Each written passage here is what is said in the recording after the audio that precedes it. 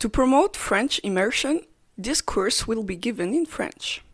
Avant de commencer ce cours, je vous invite à activer les sous-titres YouTube comme indiqué sur la vidéo. Le cours d'aujourd'hui sert à savoir comment placer tel ou tel élément dans une phrase lorsque vous vous exprimez en français. En fait, cela s'appelle la syntaxe, c'est-à-dire l'ensemble des règles qui régissent la construction de la phrase française.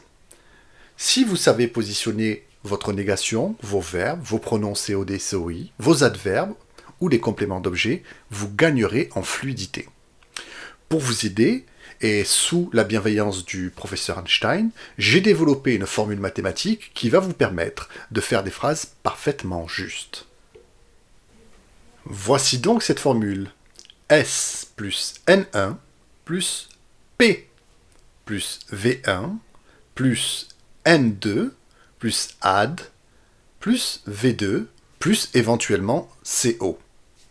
Alors, à quoi ça correspond? Voyons un petit peu ce à quoi correspond chacun des éléments dans cette équation. Le S correspond à votre sujet, qu'il soit un pronom personnel, un groupe nominal, un nom propre, un nom commun, un verbe à l'infinitif, un pronom sujet.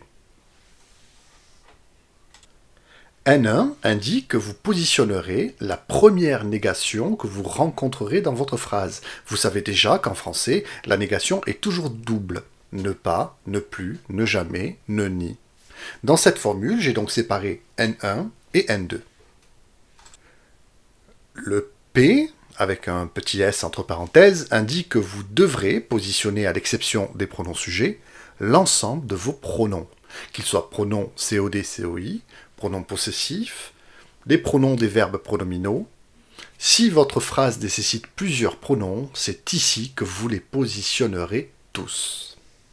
V1 correspond au premier verbe que vous rencontrerez, c'est-à-dire soit le verbe d'action si vous prenez un temps qui n'est pas composé, soit l'auxiliaire si vous utilisez un temps composé comme le passé composé par exemple. N2 correspond à votre seconde négation, vous l'aurez compris, comme pas, plus, jamais, ni, etc. Add correspond à adverbe. Alors il s'agit d'un point sensible, car en effet, on pourra positionner un adverbe dans à peu près 70% des cas, mais attention, certains adverbes, notamment les adverbes de lieu, ne se positionnent qu'après le verbe d'action. V2 correspond au verbe d'action dans le cas d'un temps composé. Et vous pouvez compléter votre phrase par un complément d'objet direct ou indirect. Alors, voyons en pratique ce que cela donne, et vous verrez, c'est très simple à utiliser. Alors, à partir des éléments suivants, faites une phrase au présent de l'indicatif en utilisant le pronom sujet je, le verbe promener et le complément d'objet direct des chiens, par exemple. Ça nous donne bien je, plus négation il n'y en a pas, pronom il n'y en a pas non plus, le verbe promener devient promène au présent de l'indicatif, et mon complément d'objet direct des chiens.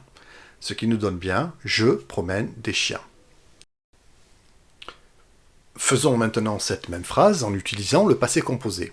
J'ai donc je plus et, mon premier verbe ici est l'auxiliaire, plus le participe passé de mon verbe d'action, soit promener, et des chiens.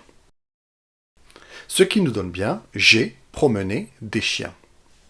Maintenant, allons introduire la négation ne et pas.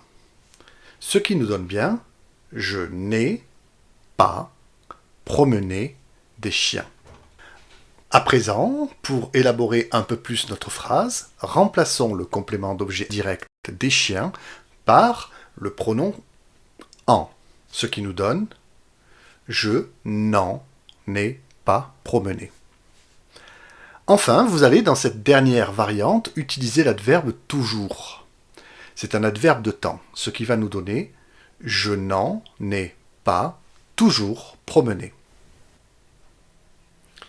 Dans le cas d'un verbe pronominal, par exemple se promener, le pronom s'inscrit exactement à l'emplacement prévu sur la formule, ce qui nous donne au passé composé je me suis toujours promené.